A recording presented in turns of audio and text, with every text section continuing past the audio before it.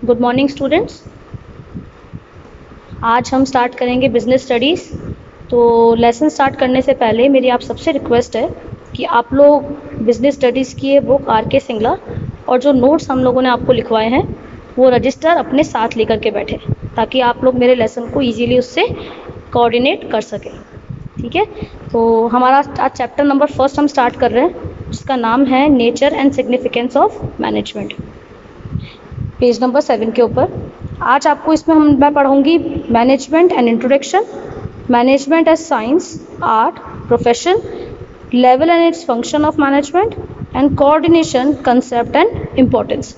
ये चार हमारे कंटेंट है जो हम लोगों को इस चैप्टर में पढ़ने हैं। लेसन स्टार्ट करने से पहले मैं आपको 12th का जो आपका सिलेबस है उसके बारे में एक इम्पॉर्टेंट चीज़ बता दूं।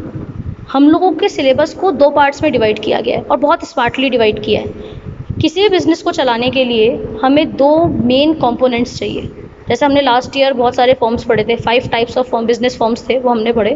बिजनेस फॉर्म कोई भी हो, चाहे वो सोलो प्रोप्राइटरशिप हो, पार्टनरशिप हो या जॉइंट स्टॉक कंपनी हो, किसी भी टाइप का बिजनेस ऑर्गेनाइजेशन हो, उसको चलाने के लिए मेन 2 कंपोनेंट्स की रिक्वायरमेंट होती है। First human and second is finance. ठीक है, अगर इन 2 में से किसी एक का भी सपोर्ट या किसी एक का भी हम लोगों को कोऑर्डिनेशन इक्वली नहीं मिलता तो हम लोगों का बिजनेस नहीं चल पाएगा। अगर पैसा ज़्यादा है, संभालने के लिए लोग नहीं हैं तो भी बेकार है, और लोग ज़्यादा हैं लेकिन लगाने के लिए पैसा नहीं है, लाइक इन्वेस्टमेंट या कैपिटल नहीं है, तो भी बेकार है। तो इन दोनों चीज़ों का किसी बिजनेस के सक्सेसफुल रन के लिए सबसे ज़्यादा क्या होता है, इम्पॉर्टेंट रोल प्ले करते हैं। ठीक है, तो इसीलिए हमारे सिलेबस को 2 पार्ट्स में डिवाइड किया गया। First the management and second is finance. तो हमारा फर्स्ट चैप्टर है management. Shall we start with the topic. So page number 8, management and introduction. Management क्या होता है? ईजी लैंग्वेज में हमसे कोई पूछता है मैनेजमेंट क्या है, तो हम बोल देते हैं कि हर वो इंसान जो किसी ना किसी एक्टिविटी को मैनेज कर रहा हो। हर वो इंसान मैनेजमेंट के अंदर आता है जो किसी न किसी एक्टिविटी को क्या कर रहा हो, मैनेज कर रहा हो। लेकिन प्रॉब्लम क्या है कि हम लोगों की ह्यूमन नीड्स धीरे धीरे इतनी बढ़ गई है कि उनके अकॉर्डिंगली प्रोडक्शन करना या उस टेस्ट को या उस क्वालिटी को मेंटेन करना अपने आप में एक बहुत बड़ा क्वेश्चन मार्क है। तो बिजनेस का रोल और ज़्यादा इम्पॉर्टेंट होता जा रहा है इस एक्ट के थ्रू, राइट। तो ह्यूमन नीड्स इतनी कॉन्टीन्यूसली बढ़ रही है तो एक अकेला आदमी के लिए पॉसिबल ही नहीं है कि वो सिंगल हैंडेडली क्या कर ले, गुड्स का प्रोडक्शन कर ले। इसके लिए ज़रूरत होती है हमें ग्रुप ऑफ पीपल्स की। हमें एक ग्रुप ऑफ पीपल चाहिए जो क्या कर सके, हमारी एक्टिविटी में हमें हेल्प कर सके। लेकिन उन सबका डायरेक्शन सेम हो, ये बहुत ज़रूरी है। अगर हर इंसान अलग अलग अपने अपने तरीके से काम करेगा तो कंपनी का गोल पूरा नहीं हो पाएगा, कंपनी गोल अचीव नहीं कर सकती। तो उसी के लिए वहीं से स्टार्ट होता है मैनेजमेंट का रोल। मैनेजमेंट क्या करता है कि जो भी लोग हम लोगों ने रखे हैं जो कंपनी के गोल के लिए काम कर रहे हैं, उनको ऐसा डायरेक्शन देना कि वो सब एक ही डायरेक्शन में काम करें और उनका मेन एम क्या हो, कंपनी का जो भी ऑब्जेक्ट है उसे अचीव करना। ऑब्वियसली वी ऑल नो कि बिजनेस का मेन ऑब्जेक्ट क्या होता है, प्रॉफिट अर्न करना। तो कंपनी का प्रॉफिट अर्न करना उसका मेन एक्टिविटी हो, ना कि खुद का कोई भी सेल्फ इंटरेस्ट। तो इसी के लिए मैनेजमेंट क्या करता है, ये काम करता है कि वो ये अश्योर करता है कंपनी को कि कंपनी में जितने भी लोग अवेलेबल हैं वो एक ही डायरेक्शन में काम करेंगे और उनका मेन ऑब्जेक्ट जो रहेगा वो मेन ऑब्जेक्ट क्या रहेगा, बिजनेस का जो भी एम है उसको अचीव करना। ठीक है, so in modern times when human needs are continuously rising, it is absolutely impossible to fulfill them single-handed. In such a situation, the need for group activity is felt. Man cannot produce any single thing by himself alone, and there is always the necessity of a human group whose activity can be named collective effort. ठीक है, उस necessity को पूरा करने के लिए सबको काम करना पड़ेगा, जिसको हम लोग क्या कहते हैं, कलेक्टिव एफर्ट। अब ये कलेक्टिव एफर्ट हो रहा है या नहीं हो रहा, या सही डायरेक्शन में हो रहा है नहीं हो रहा, ये रिस्पॉन्सिबिलिटी किसकी होती है, मैनेजमेंट की। तो मैनेजमेंट क्या काम कर रहा है, मैनेजमेंट कभी भी खुद फिजिकल वर्क नहीं करता, वो लोगों को बताता है कि उन्हें क्या क्या काम करना है या कैसे काम करना है। ठीक है, तो इसी के बेसिस पे मैनेजमेंट की क्या डेफिनेशन है, it refers to the process of conducting a set of functions. क्या करता है, it refers to the process of conducting a set of function. ये एक ऐसा प्रोसेस है जिसके अंदर फंक्शंस क्या करे जाते हैं, कंडक्ट किए जाते हैं। कौन कौन से फंक्शंस, वो मैं अभी आपको ब्रीफली बताऊंगी कि कौन से मेन फंक्शन आपको क्या करता है, मैनेजमेंट करता है।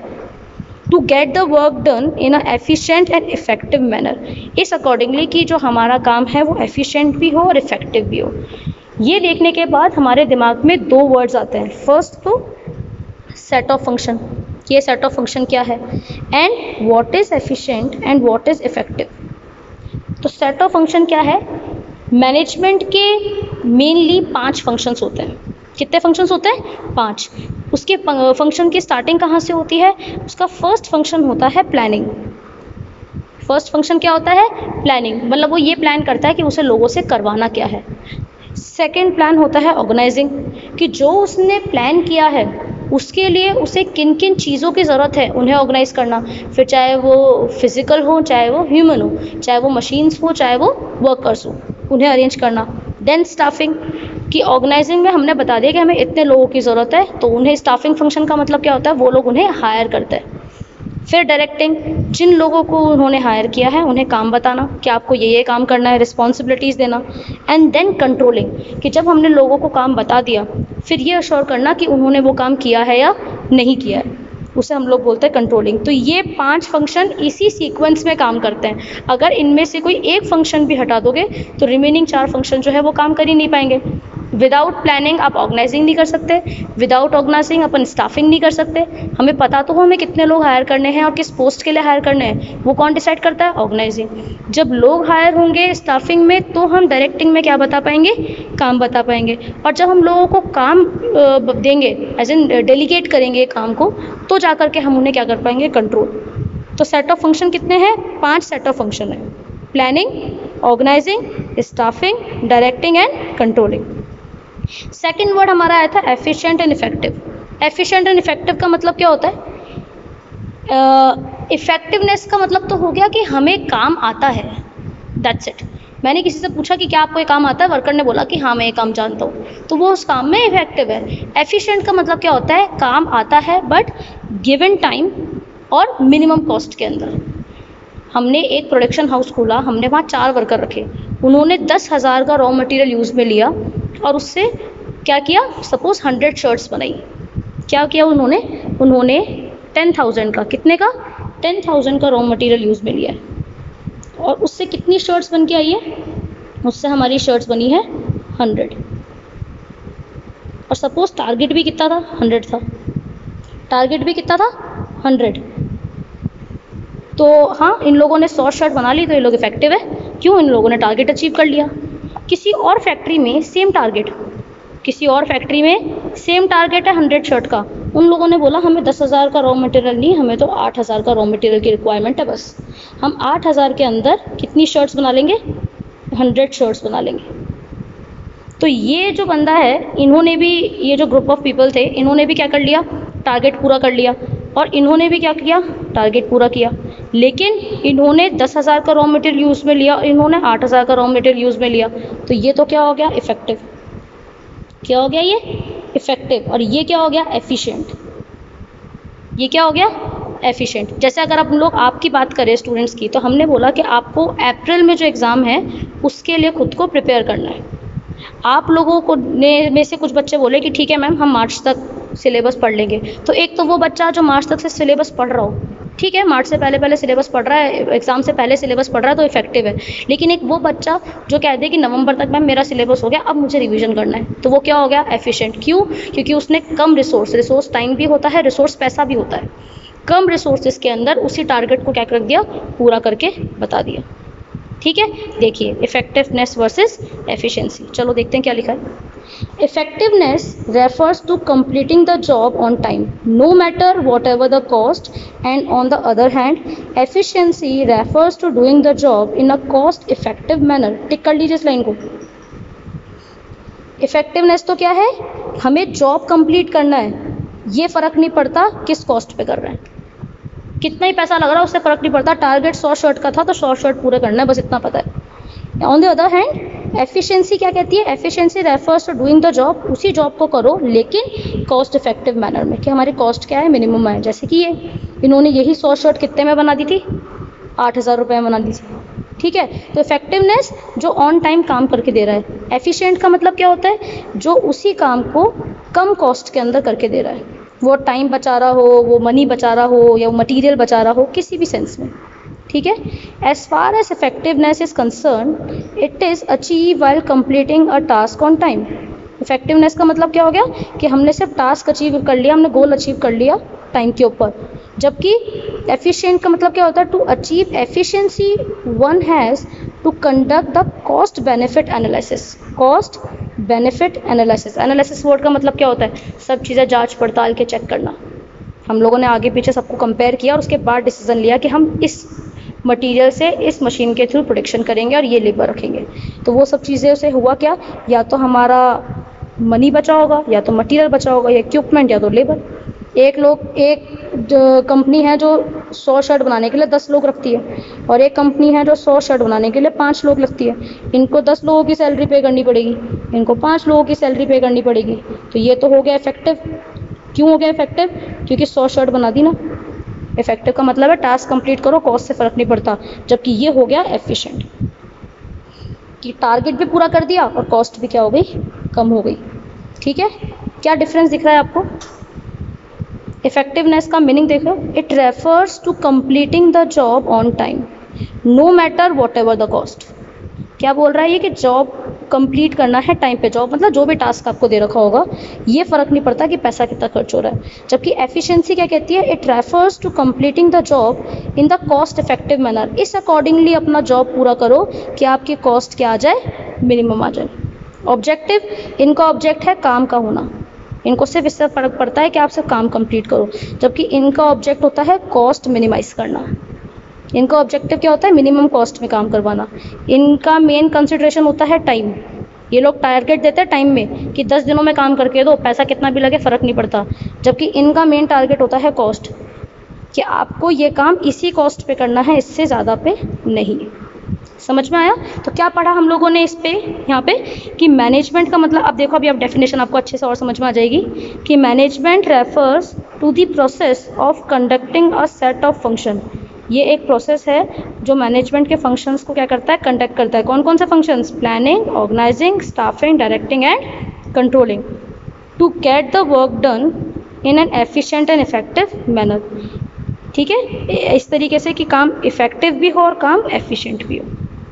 इस तरीके से मैनेजमेंट का काम होता है इस काम को करवाना। क्लियर, कोई डाउट। ठीक है, आगे बढ़ते हैं। फीचर्स ऑफ मैनेजमेंट, क्या क्या कैरेक्टरिस्टिक्स होते हैं फीचर के। Management is a goal oriented process. कभी भी अकेला बंदा खुद को तो मैनेज कर नहीं पाएगा, तो मैनेजमेंट हमेशा क्या होता है, खुद को मैनेज नहीं कर पाएगा। और ऑब्वियसली अगर किसी का गोल नहीं है तो फिर मैनेजमेंट किसका हो रहा है। मैनेजमेंट का मेन एम क्या होता है कि जो कंपनी का गोल है, जो ऑर्गेनाइजेशन का गोल है, उस गोल को अचीव करना एज सून एज पॉसिबल। ठीक है, देखिए, every organization setup itself with a view to realize a specific goal. The goal of different organization can be different. हर ऑर्गेनाइजेशन स्टार्ट करने से पहले खुद का एक गोल रखती है। ऑर्गेनाइजेशन के नेचर के हिसाब से उसका गोल अलग अलग हो सकता है। कैसे, a goal of a school can be give to high quality education and that of the company may be to earn the maximize profit. दो टाइप के स्कूल्स होते हैं। एक तो वो स्कूल जिनका मेन एम क्या है कि हमें तो पढ़ाई सबसे अच्छी देनी है, हाई क्वालिटी एजुकेशन देनी है, और एक कहता है कि हम लोग प्रॉफिट से कभी भी कॉम्प्रोमाइज़ नहीं करेंगे। तो क्या है, सर्विस प्रोवाइड कराना आपका गोल है या प्रॉफिट अर्न करना आपका मेन गोल है। तो जैसे जैसे ऑर्गेनाइजेशन होगी वो उस पर डिपेंड करता है। Now the question arises, how to realize the goal of the question organization. The answer to this question lies hidden in the management. Management easily realize the goal of the organization by fostering unitedness in the effort of different employees. वो क्या कर सकता है, इस अब ये गोल कौन achieve करेगा, इसका सवाल सिर्फ और सिर्फ किसके ऊपर ठहरता है, मैनेजमेंट का। जिस कंपनी या जिस ऑर्गेनाइजेशन का मैनेजमेंट सबसे अच्छा है वो सबसे पहले इस गोल को अचीव करेगा। क्यों, कंपनी के जो ओनर्स होते हैं, जो टॉप लेवल मैनेजमेंट जो भी होता है, बोर्ड ऑफ डायरेक्टर्स होते हैं, वो कभी भी एम्प्लॉयज़ से डायरेक्टली इंटरेक्ट नहीं करते। ठीक है, कंपनी के लिए काम कौन कर रहा है, एम्प्लॉयज़। तो एक हमें ऐसा चेंज चाहिए जो क्या कर रहा हो, एम्प्लॉयज़ से डायरेक्टली क्या कर रहा हो, इंटरेक्ट कर रहा हो, और सारी रिपोर्ट किसको देता है, दी हायर अथॉरिटीज़। तो वो चेन जो है, वो चेन कौन सी है, वो चेन है मैनेजमेंट। मैनेजमेंट इन दोनों के बीच का मीडिएटर है, एक ब्रिज का रोल प्ले करता है, जो क्या डिसाइड करता है कि वो डायरेक्टली इंटरेक्ट करेगा किससे, एम्प्लॉयज़ से, उनको उस अकॉर्डिंगली एक साथ लेकर के आएगा उनके एफर्ट्स को, कि हर एम्प्लॉय, अलग अलग एम्प्लॉय एक ही गोल के लिए काम करे, और सारी रिपोर्ट वो किसको करेगा, टॉप लेवल मैनेजमेंट को। तो अगर ये मीडिएटर हट जाएगा तो गोल कैसे अचीव होगा, मैनेजमेंट को, हायर अथॉरिटीज़ को कैसे पता लगेगा कि काम बिजनेस में क्या हो रहा है। तो ये सारी रिपोर्ट उन्हें कौन देता है, मैनेजमेंट, एंड वो डायरेक्टली किससे काम करवाता है, एम्प्लॉयज़ से। Management is all pervasive, anything minus management is nothing और zero. Here by anything we mean all types of activity. आप किसी भी टाइप की एक्टिविटी देख लो, ज़रूरी नहीं है मैनेजमेंट बिजनेस में ही हो, हमारी पर्सनल लाइफ में भी मैनेजमेंट है। आज हमारे घर में कोई फंक्शन होता है तो उस फंक्शन को ऑर्गेनाइज करवाते हैं हमारे घर के बड़े लोग, तो बड़े लोग क्या कर रहे हैं, मैनेजमेंट संभाल रहे हैं, और उनसे जो छोटे हैं, चाहे उनके बेटे हो, चाहे कोई भी घर में और छोटा अवेलेबल हो, उनसे वो काम करा रहे हैं। तो हमारी सोशल लाइफ में भी मैनेजमेंट है, हमारी इकोनॉमिकल लाइफ में भी मैनेजमेंट है, इवन पॉलिटिकल लाइन में भी क्या है, मैनेजमेंट। मैनेजमेंट के बिना कोई भी चीज़ वर्थलेस होती है, उसका कभी भी कोई एक कॉमन ऑब्जेक्ट निकल के नहीं आता। अगर कॉमन ऑब्जेक्ट फुलफिल करना है तो मैनेजमेंट ज़रूरी है। ऑल परवेसिव मतलब हर जगह एप्लीकेबल है, चाहे बिजनेस देखें या पर्सनल लाइफ, सोशल लाइफ देखें या इकोनॉमिकल लाइफ, ठीक है। Management is multi dimensional. Management के 3 डायमेंशंस होते हैं, 3 एक्टिविटीज़ होती है। पहला मैनेजमेंट ऑफ वर्क, किस किस का मैनेजमेंट करना पड़ता है, तो पहला होता है management of work. Every organization is established for doing some work, like school provide education, hospital treats patients, a factory produces etc. Of these, no work can be completed satisfactorily without management. Her company का अपने अपने कुछ work activities होती है। तो management का first dimension क्या है, क्या क्या काम करता है, तो पहला काम करता है वर्क डिज़ाइन करना। वर्क डिज़ाइन करना मतलब कि कौन क्या काम करेगा। जैसे स्कूल्स के अंदर प्रिंसिपल होते हैं, फिर vice principal, then coordinators, then teachers, like and discipline incharge, sports, जो भी होता है, ये अलग अलग लेवल होते हैं। तो कौन सा लेवल क्या काम करेगा वो कौन डिसाइड करता है, top level management. Management of people, management of people का मतलब क्या हो गया कि किसी एक काम को करवाने के लिए हमें कितने लोगों की ज़रूरत है, किसी एक काम को करवाने के लिए हमें कितने लोगों की ज़रूरत है। फॉर एग्जांपल स्कूल में अगर स्पोर्ट्स का कुछ कोटा है या स्पोर्ट्स का कुछ एक्टिविटी है, तो स्पोर्ट्स के लिए हमें कितनी फैकल्टीज़ की ज़रूरत है। तो ये होता है मैनेजमेंट ऑफ पीपल। ये भी क्या बताता है, मैनेजमेंट ही बताता है। And management of operations, every organisation has some basic product और service to provide in order to survive. This require a production process which entails the flow of input material and the technology of transferring this input into the required output for consumption. अब हमने क्या देखा, इससे पहले page number 8 पे management of work पढ़ लिया कि काम को कौन डिज़ाइन करना है, और हमने पढ़ लिया उस काम को कौन करेगा। लेकिन इन दोनों के बीच का एक बहुत इंपॉर्टेंट रोल होता है ऑपरेशन। क्या होता है ऑपरेशन, कि काम कैसे होगा। किसी भी ऑपरेशन के लिए, कोई भी एक्टिविटी, फॉर एग्जांपल प्रोडक्शन है, उस एक्टिविटी के लिए हमें कुछ चीज़ों की ज़रूरत होती है, कुछ इनपुट्स की ज़रूरत होती है। तो वो इनपुट्स अगर हमें टाइम पे नहीं मिले तो मैनेजमेंट एक्टिविटी काम नहीं कर पाएगी। मैनेजमेंट एक्टिविटी काम नहीं कर पाएगी, क्यों नहीं कर पाएगी, कि वर्कर्स को मटेरियल नहीं मिल रहा, प्रोडक्शन क्या करेंगे। जब काम ही नहीं हो रहा तो मैनेजमेंट आगे क्या जवाब देगा, ठीक है। तो मैनेजमेंट ऑफ ऑपरेशंस का मतलब है कि बिजनेस के सर्वाइवल्स के लिए जिन भी इनपुट्स की ज़रूरत होती है उसको भी अश्योर कौन करता है, मैनेजमेंट, कि वो टाइम पे पहुंच जाए। फिर हमारा नेक्स्ट पॉइंट है management is a continuous process. Management क्या है, कॉन्टिन्यूस प्रोसेस है। मैनेजमेंट कभी भी उसका काम ख़त्म नहीं होता। जैसे कोई काम स्टार्ट किया, प्लानिंग हुई, फिर ऑर्गेनाइजिंग हुई, फिर स्टाफिंग हुई, फिर डायरेक्टिंग हुई, फिर हमने काम को कंट्रोल किया और हमने क्या कर लिया, एम अचीव कर लिया। नेक्स्ट ईयर आएगा, फिर से सारी एक्टिविटीज़ होंगी, फिर नेक्स्ट ईयर आएगा, फिर से सारी एक्टिविटीज़ होंगी। तो मैनेजमेंट का काम कभी भी क्या नहीं होता, ख़त्म नहीं होता। जैसे ही एक हम एम अचीव कर लेते हैं, हम नेक्स्ट एम के लिए वापस से क्या करते हैं, एक्टिविटी स्टार्ट कर देते हैं। Management is a group activity. ये ग्रुप एक्टिविटी है तो इसके लिए सारे लोगों का साथ काम करना क्या है, ज़रूरी है। A single person can not do all this activities. Line tick mark करो इस लाइन को। एक अकेला बंदा कभी भी, एक अकेला इंसान कभी भी सारी एक्टिविटीज़ को सक्सेसफुली खुद नहीं कर सकता। उसे बहुत सारे लोगों की ज़रूरत होती है जो उसके साथ काम करें। The organizational goal can be fully realized if all the peoples of organization work in a team. कब ऑर्गेनाइजेशन का गोल अचीव हो सकता है, इस लाइन को भी टिक कीजिए। जब सारे लोग एक साथ काम करें as a team, and there is a effected such a coordination in their efforts. साथ में वो लोगों के बीच में क्या होना चाहिए, कोऑर्डिनेशन भी होना चाहिए। अब एक बात बताओ, बिना कोऑर्डिनेशन के कौन सी एक्टिविटी पॉसिबल है। फॉर एग्जांपल आज हम लोग पढ़ रहे हैं, मैं आपको पढ़ा रही हूँ और अगर उसी मोमेंट पे आप नहीं पढ़ रहे तो हमारी पढ़ाई बेकार है। और आप पढ़ना चाहते हो और मैं नहीं पढ़ा रही हूँ, वो भी उससे भी आपका क्या होगा, पढ़ाई पूरी नहीं हो पाएगी। तो हमें हमारा ऑब्जेक्ट क्या है, ऑब्जेक्ट 12th में स्कोर हाई करना।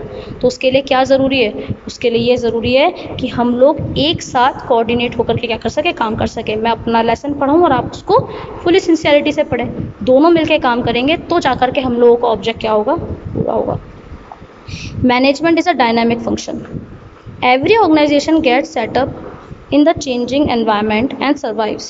The several constituents of environment, namely social, economic, political, continue changing. Dynamic का मतलब क्या होता है, जो बार बार चेंज हो रहा हो। अब हमारे बिजनेस में बहुत सारी चीज़ें ऐसी हैं जो हमारे हाथ में नहीं है, जिसका इंटरनल कंट्रोल नहीं है। फॉर एग्जांपल, मार्केट में इन्फ्लेशन, सरकार चेंज हुई तो रूल्स रेगुलेशंस बदल गए, जैसे जीएसटी एक बहुत बड़ा चेंज आया, राइट। तो इस तरीके से मार्केट में बहुत सारे चेंज होते रहते हैं, जिसके बारे में हम पहले से क्या नहीं कर सकते, फोरकास्ट नहीं कर सकते। अभी रिसेंट एग्जांपल आपका कोरोना है। अब कोरोना की वजह से कितने बिजनेसेस बंद हो गए, कितनी मंदी कितनी आ गई है। क्यों हुई है, क्योंकि काम ही नहीं है। अब इसको कोई भी फोरकास्ट नहीं कर सकता 2 साल पहले कि 2 साल बाद कोरोना हो जाएगा, किसी को नहीं पता था। तो जब बिजनेस एक्टिविटी होती है तो बहुत सारी चीज़ें ऐसी होती है जो हमें बाद में या ऑल ऑफ दी सडन पता लगती है। तो अच्छा मैनेजमेंट क्या है कि जब ऐसी कोई सिचुएशन आए तो वो हाथों हाथ उस प्रॉब्लम से निकलने का क्या निकाले, सॉल्यूशन निकाले। क्योंकि मैनेजमेंट को बहुत सारी ऐसी चीज़ें फेस करनी पड़ती है जो उसके कंट्रोल में नहीं होती। तो उस टाइम पे वो कैसा एक्ट कर रहा है, वो बहुत ज़रूरी फंक्शन है जो मैनेजमेंट में होना चाहिए।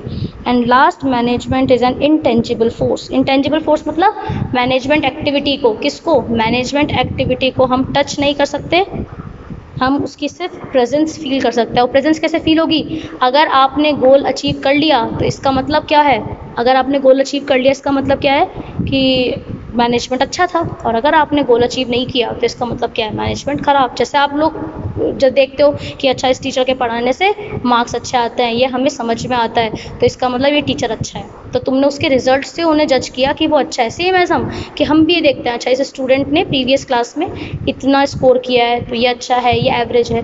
तो हम लोग ये चीज़ें कैसे जज, हम किसी भी एक्टिविटी को टच नहीं कर सकते, तो मैनेजमेंट को भी टच नहीं किया जा सकता। उसके रिजल्ट से सिर्फ उसे क्या किया जा सकता है, जज किया जा सकता है कि वो अच्छा है या बुरा। ठीक है, तो ये हमारे पेज नंबर 10 पे हमने पढ़ा था। क्या क्या पढ़ा हमने, फर्स्ट हमने पढ़ा मैनेजमेंट का इंट्रोडक्शन।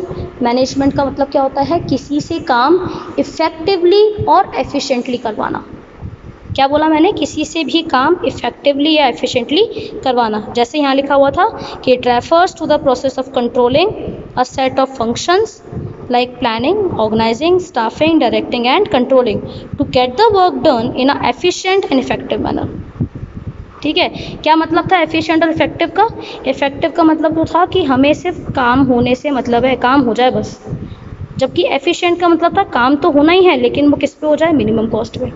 फिर हमने फीचर्स पढ़े, कितने फीचर्स पढ़े हमने, आपके टोटल 7 फीचर्स है। कौन कौन से, first management is a goal oriented, management is all pervasive, management is multidimensional, management is a continuous process, management is a group activity, management is a dynamic function and management is a intangible force।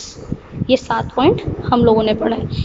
Page number 10 तक मैंने आपको पढ़ाया है, आप इस video को पढ़ो और उसके साथ इस चीज़ का, वैसे तो हमने नोट्स लिख रखे हैं लेकिन मैं कुछ क्वेश्चंस आपको बोलूँगी उनके ऊपर शॉर्ट नोट्स रेडी करना, जो आपके नेक्स्ट लेसन से पहले हो जाने चाहिए।